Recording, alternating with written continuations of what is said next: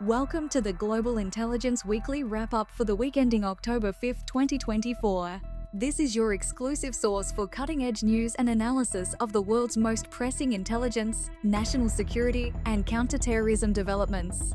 In today's episode, Neil Bisson, a retired intelligence officer with over 25 years of experience in law enforcement, national security, and intelligence, takes you deep into the major stories shaping the global security landscape. Just some of the stories Neil will analyze deal with. The recent terrorist acts in Israel, are they more retaliation from Iran and its proxies? The alarming breach of almost 10,000 devices in Canada, hacked by Chinese actors. And the new phenomenon emerging in Canadian domestic terrorism. With his extensive background in intelligence collection and analysis, Neil brings you insights and perspectives that you will only find in classified debriefings and government reports. Subscribe on Spotify, YouTube, or Apple Podcasts, and ask your smart speaker to play Global Intelligence Weekly Wrap-Up. If you enjoy today's briefing, please share it, leave a rating, and stay ahead of the curve.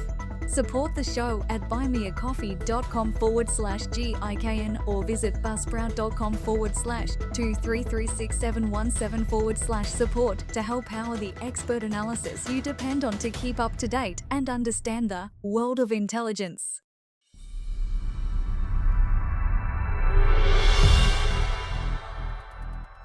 Hello everyone, and welcome back to the Global Intelligence Weekly Wrap-Up. In our first story, we're diving into an issue that's made headlines recently involving the most famous case of Russian espionage in modern times, the Skripal poisoning in Salisbury. This case has lasting implications not only for the Skripals, but also for global security.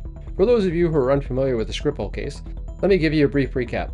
In 2018, Sergei Skripal, a former Russian military intelligence officer turned British informant, and his daughter, Yulia, were poisoned with the deadly Novichok nerve agent in Salisbury, England. The attack was widely attributed to Russian intelligence operatives, although the Kremlin has continuously denied involvement. In this most recent development, Sergei and Yulia Skripal will not give evidence in public inquiry regarding the death of Dawn Sturgis. Sturgis, a completely innocent bystander, tragically died 4 months after the Skripal attack when she had come into contact with the discarded bottle of Novichok. The inquiry is set to examine her death, but the judge presiding over the case has ruled that the potential risks to the Skripals' safety outweigh the benefits of their testimony. From an intelligence perspective, this development is significant. The use of Novichok, a highly dangerous and hard-to-detect nerve agent, highlights the extent to which state actors like Russia are willing to go to carry out covert assassinations on foreign soil. The fact that the Skripals are still hiding, years after the attack, shows the ongoing threat they face from Russian operatives. The risks associated with them testifying in any capacity are simply too great, which speaks volumes about what the continued reach of the Russian intelligence is. To put this into context, we've seen several similar attacks throughout history where defectors of foreign assets become targets of assassination. The Skripal case is particularly chilling because of the weapons used. Novichok was developed during the Soviet era as a chemical weapon, and its deployment in Salisbury is a reminder that the Cold War tactics of espionage and political assassination are still alive and well today. Compare this to the event of another high-profile poisoning, such as the case of Alexander Litvinenko in 2006. Litvinenko, another former Russian intelligence officer who fled to the UK, was killed using radioactive polonium-210, a rare and lethal substance. Both cases illustrate the Kremlin's willingness to go to extraordinary lengths to silence perceived enemies. In this article, Lord Hughes, the judge leading the inquiry, made it clear that the security risks to the Skripals are real and present. He ruled out even the possibility of remote testimony because of the fear that their location could be compromised. This decision underscores the grave dangers faced by defectors and former spies even years after their initial defection. From my perspective, having worked in the intelligence field, it's important to recognize that this level of precaution is warranted. Sergei and Yulia Skripal were the targets of an assassination attempt orchestrated by a powerful state actor, and their continued survival is nothing short of remarkable. Allowing them to testify in any capacity, even through video link, would likely open them up to renewed targeting by Russian intelligence operatives. The decision to exclude the Skripals from testifying in the inquiry surrounding Dawn Sturgis' tragic death highlights the persistent threats they face and the broader danger posed by state-sponsored assassinations. As we see time and again in cases like this, espionage doesn't stop at borders or time frames. The reach of these intelligence agencies is vast, and their operations can affect the lives of many, including innocent victims like Don Sturgis. In terms of future implications, it's likely that the inquiry will uncover further details about the Salisbury attack, but the Skripals remain hidden for their own safety. It's a reminder to all of us that the world of intelligence and espionage is a dangerous one, with real consequences that extend far beyond the agents themselves.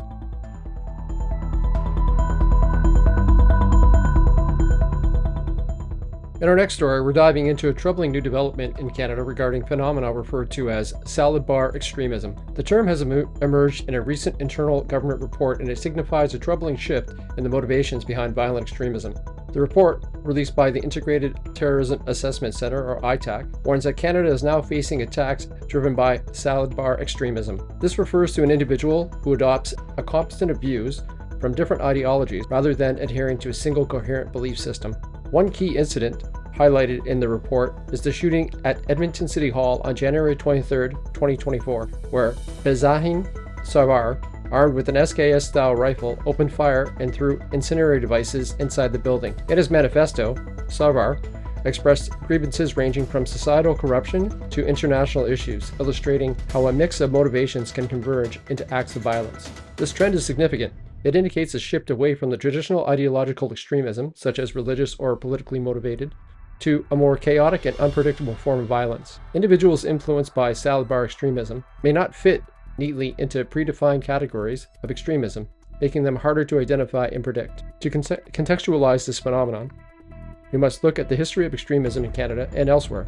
Traditional extremist groups have been categorized as religiously, politically, or ideologically motivated. However, the rise of composite extremism highlights a concerning evolution in the motivations for violence. For example, we've seen similar trends in other countries where individuals adopt fragmented beliefs and grievances, leading to unpredictable violent actions. The case of Corey Hearn, who rammed his truck in Dorito Hall in 2020, is a primary example of this trend, where the mix of personal grievances and political frustrations fueled his actions. In the article, RCMP Assistant Commissioner Brigitte Gauvin comments on this emerging trend, stating that while traditional religiously motivated violent extremism persists, there's an increasing presence of individuals motivated by a mix of ideologies. Gauvin emphasizes that this hybridization of beliefs poses unique challenges for law enforcement and intelligence agencies. As a former intelligence officer, I find this shift particularly concerning. The blurring of ideological lines complicates the landscape for the threat assessment. When individuals draw from various beliefs, it makes it difficult for agencies to anticipate actions based on traditional warning signs. The emergence of salad bar extremism in Canada signifies a worrying trend in the motivations behind violent acts. The ITAC report underscores the need for continued vigilance as the motivations behind such incidences become increasingly complex and less predictable. As we move forward, intelligence and law enforcement agencies must adapt their strategies to identify and mitigate threats stemming from this new breed of extremism.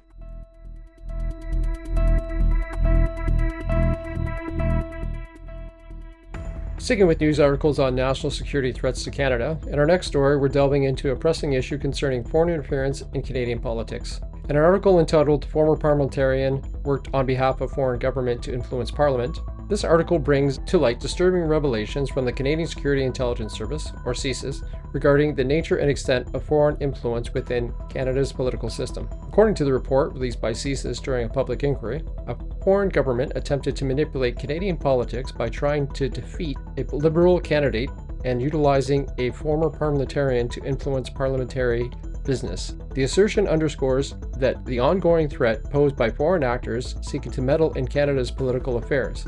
CSIS officials revealed 2 new examples of foreign interference, bringing the total to 7 known instances.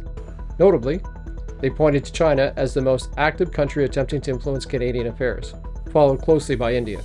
Additionally, they warned that Iran might also seek to interfere with the next federal election, further complicating the landscape of national security. The implications of these revelations are significant. Foreign interference is not merely a theoretical concern, it has tangible effects on democratic processes. The report indicates that these actions are often carried out using clandestine, deceptive tactics, which can undermine the integrity of Canada's political system. To fully understand this issue, we must consider the broader historical context of foreign interference in Canada. The ongoing inquiry was prompted by media reports alleging that foreign governments, particularly China, interfered in the 2019 and 2021 federal elections. While previous inquiries suggested that while some attempts at interference occurred, they did not alter the overall election outcomes. The nature of these threats continued to evolve. For instance, the involvement of a foreign government in attempting to influence the federal candidates highlights the complexity of modern political landscape, where traditional boundaries between domestic and foreign affairs increasingly blur. The actions of the former parliamentarian indicate that these threats may come from within Canada itself, complicating efforts to identify and counter them.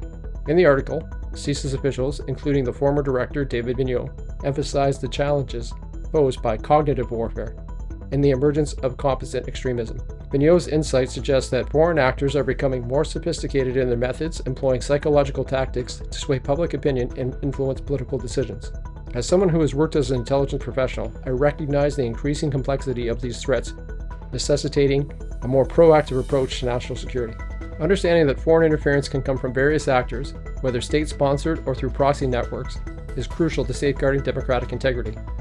The revelations from the CSIS report paint a concerning picture of foreign interference in Canadian politics, highlighting the need for vigilance and protecting our democratic institutions. As we look toward future elections, it is essential that both government officials and the public remain aware of these threats and work collectively to mitigate their impact.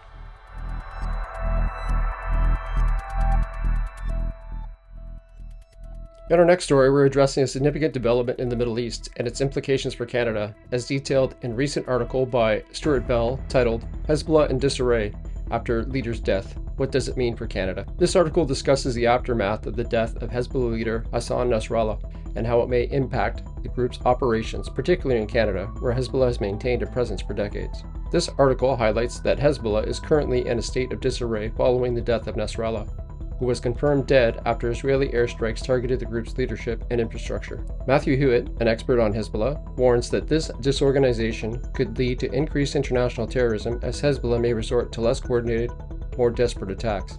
Levitt points out that if the group is less capable of carrying out organized cross-border operations, supporters worldwide, angered by Nasrallah's death, could carry out attacks independently. This raises serious concerns for the security in Canada, where Hezbollah has been active since the 1990s. The article also notes that while Hezbollah has not conducted attacks in Canada, it has been involved in various activities, including fundraising and procurement for operations abroad. With the group's command structure weakened, it is essential to consider whether former members or supporters might take matters into their own hands. To understand the full implications of this situation, we must look at Hezbollah's history and its relationship with Canada. The group formed in 1982 and has been closely tied to Iran and has been labeled as one of the most capable terrorist organizations globally. Previous incidents, such as the Vancouver bus bombing linked to Hezbollah member and the activities of individuals attempting to procure equipment for the group, highlight the potential for future threats, especially in the wake of leadership changes with Hezbollah. Levitt's comments regarding Hezbollah's global footprint and the potential for increased independent actions among supporters serve as a critical reminder of how the rapidly changing landscape of terrorism can shift in the wake of leadership changes. Hezbollah's current disarray following Nasrallah's death poses a dual challenge for national security, both in terms of the organization's capabilities and the potential for independent actions by its supporters. This now places Canada in a very precarious position. A large number of Lebanese Canadians will likely be returning to Canada to flee the conflict. It is likely that a certain number of those returning to Canada will either be sympathetic to Hezbollah or members of the terrorist group. This will likely lead to further propaganda, protest, and procurement by Hezbollah and their supporters. Any country with Lebanese diaspora will need to ensure that returning Lebanese who demonstrate any ties to Hezbollah are monitored to prevent terrorist-related activities from happening in their countries. Hezbollah members will use the evacuation from Lebanon as an opportunity to further fund, recruit, and rearm the dangerous militant group. As the situation evolves, Canada, along with other Western countries, must remain vigilant against the risks of increased extremism and violence tied to this disturbing and turbulent time.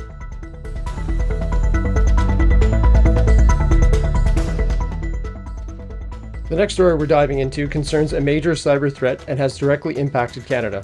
A recent article from the National Post titled Chinese-backed hacker hijacked 9,200 Canadian devices to operate illegal hacking network, FBI and CSIS, reveals the extent of a cyber-espionage operation conducted by Chinese-backed hacker group known as Flax Typhoon. This attack highlights the growing threat of cyber warfare and its potential to destabilize critical infrastructure worldwide.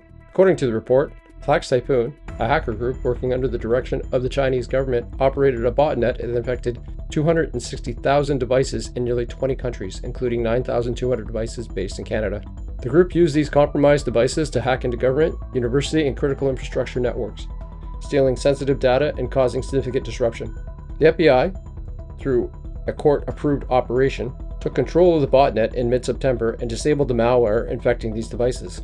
Despite this victory, FBI Director Christopher Wray warned that Flak Typhoon had already inflicted real harm to its victims, and the threat from China's cyber operations is far from over. This attack represents a sophisticated form of cyber-espionage in which seemingly ordinary devices like routers, cameras, and storage systems are turned into tools for large-scale infiltration. The use of botnets allows state-backed actors like Flak Typhoon to hide their tracks and appear as normal internet traffic while they infiltrate systems that are sensitive. To provide some background, this incident is part of a broader pattern of Chinese cyber-espionage activity that has increasingly targeted countries like Canada. China's interest in infiltrating critical infrastructure and government networks has grown over the years, and its global ambitions expand. Flak Typhoon is just the latest example of a sophisticated operation designed to disrupt, steal data, and potentially gain control over critical systems. For context, China's history in using cyber-espionage as a foreign tool is well documented. This approach has included not only botnets, but also more direct cyber attacks on governments and corporations, particularly in sectors related to defense, research, and technology. The article also provides insights from key figures including Caroline Xavier, head of the Communications Security Establishment, Canada's Cyber Defense Agency. She described China as a persistent and assertive threat, warning that the country's cyber attacks have become more aggressive in recent years. FBI Director Christopher Wray echoed these sentiments, cautioning that Chinese government, through groups like Flak Typhoon, will continue to target critical infrastructure. From my experience in the Canadian intelligence community, what stands out is the multi-layered nature of this threat. These operations are not just about stealing data, but also positioning themselves for potential future disruptions. The ability to hijack devices across multiple countries allows state actors like China to collect massive amounts of data and wreak havoc on essential services if they choose to escalate. The dismantling of Flak Typhoon's botnet may be a victory for cyber defense, but it is clear that the battle against Chinese-backed hackers and their cyber-espionage activities is far from over. Canada, along with its allies, will need to increase their efforts against the growing threat posed by these sophisticated hacking groups that are willing to target critical infrastructure and government networks.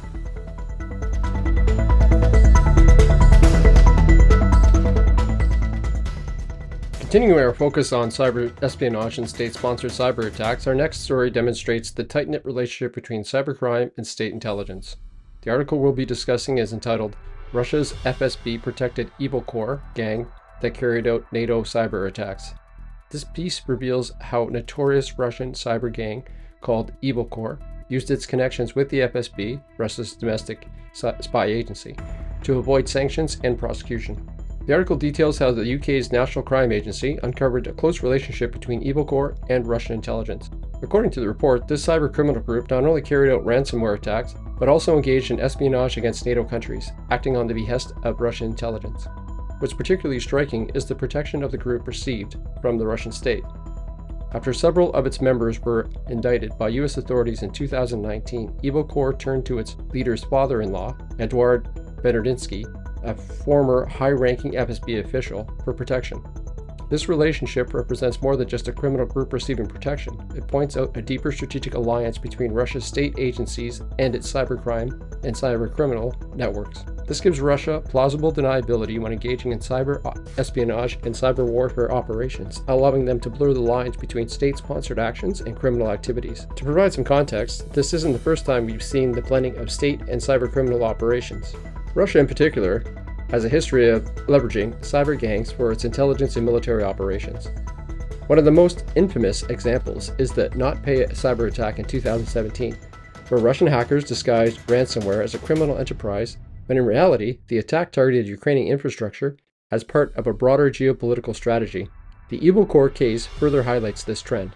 The group carried out attacks not only to extort money from victims, but also to gather intelligence on behalf of the Russian state, attacking NATO countries and critical infrastructure. Such actions demonstrate how cybercriminals can now be used as proxy actors in cyber warfare, aligning their goals with state interest while remaining under the guise of independent actors. The article also includes insights from the National Crime Agency, which describe Evil Corp as a family-centered operation akin to traditional organization or organized crime groups. However, what distinguishes them from the typical gangs is their access to state protection. The NCA's revelations about Alexander Ryzhenkov, the right-hand man of Evil Corp's leader, Maxim Yakubets, also shed light on the evolving nature of criminal enterprises. Ryzhenkov's ties to Lockbit, another notorious ransomware group, suggest that these cybercriminals are branching out and collaborating with other gangs to extend their reach. From my professional perspective, the key takeaway here is the strategic use of criminal actors to carry out espionage and cyber attacks while maintaining plausible deniability. The cooperation between criminal networks and state intelligence agencies is significantly complicated, and these efforts by Western governments to combat these threats must increase. The relationship between Russia's FSB and the Evil Corp cybercrime gang is a prime example of how modern espionage has evolved to include state-sponsored cybercrime. With the ability to carry out attacks against NATO countries while enjoying protection from Russian authorities, groups like Evil Corp pose a serious threat to global security, cybersecurity, and geopolitical stability. As we consider to see these cyber crimes evolve, it's clear that these criminal organizations are more than just financial threats. They are essential tools for nation states in the realm of cyber-espionage and warfare.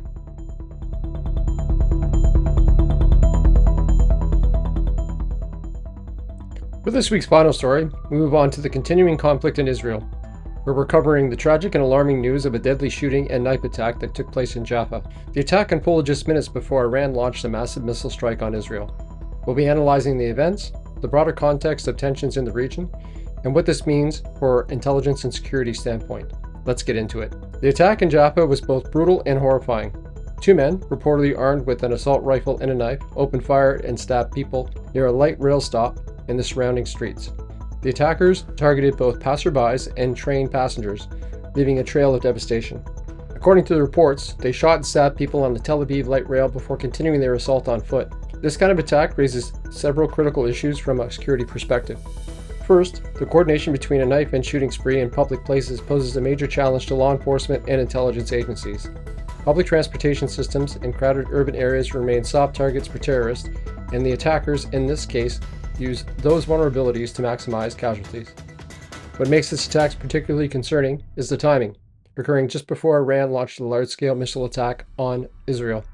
This raises questions of whether there was a connection or coordination between the two events, a potential intelligence gap that will need to be scrutinized. Jaffa, where this attack occurred, is a historic and diverse city adjacent to Tel Aviv, often considered a symbol of coexistence between Jews and Arabs. This attack is part of a disturbing trend of escalating violence in Israel since October, with a marked increase in terrorist activities targeting civilians in central regions. The broader context includes the high tensions between Israel and Iran, as well as the ongoing conflicts in Gaza and Lebanon. Israel has been on a high alert during the Jewish holidays, which are often seen as moments of heightened vulnerability. With Israel on edge, the simultaneous missile attack from Iran has only added to the tensions, making the country's security landscape even more precarious. What we're seeing here reflects the larger geopolitical conflicts in the region. Iran has long been accused of supporting proxy groups that operate against Israel, and this attack, whether connected to the missile strike or not, highlights the fragility of the current situation. Intelligence agencies, including Mossad and Shin Bet, will now need to investigate whether there has been any direct coordination or whether this was a case of opportunistic timing by local militants.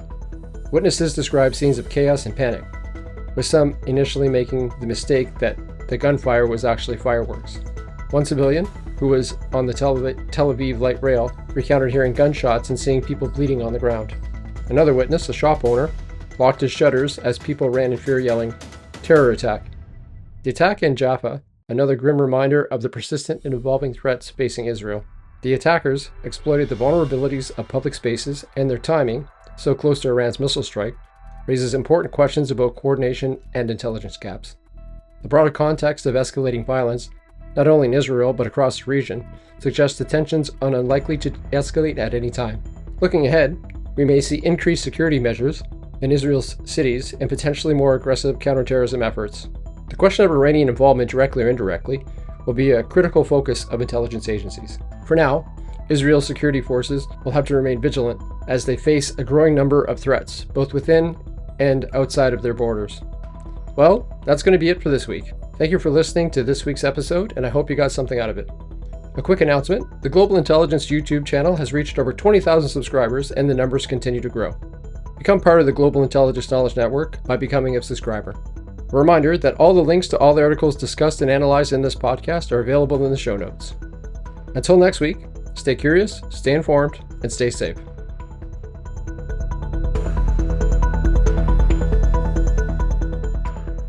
Thanks for tuning in to this week's Global Intelligence Weekly Wrap-Up. Delivering expert analysis on the biggest intelligence issues worldwide takes commitment and hard work.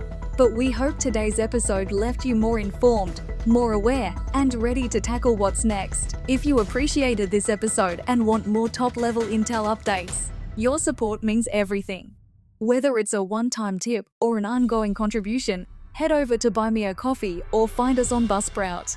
Every bit of backing helps fuel the deep dives, exclusive insights, and expert perspectives you'll find here to stay ahead in the intel game. Before you sign off, don't forget to like, comment, and share this podcast to help grow both our and your own network. The more engagement we get, the bigger the community we build, and the more people stay in the know just like you. Make sure you're subscribed on Spotify, YouTube, or Apple Podcasts, or ask your smart speaker to play Global Intelligence Weekly Wrap-Up. And as Neil always says, stay curious, stay informed, and stay safe. Thanks again for your continued support. Neil will be back next week with even more critical insights you won't want to miss.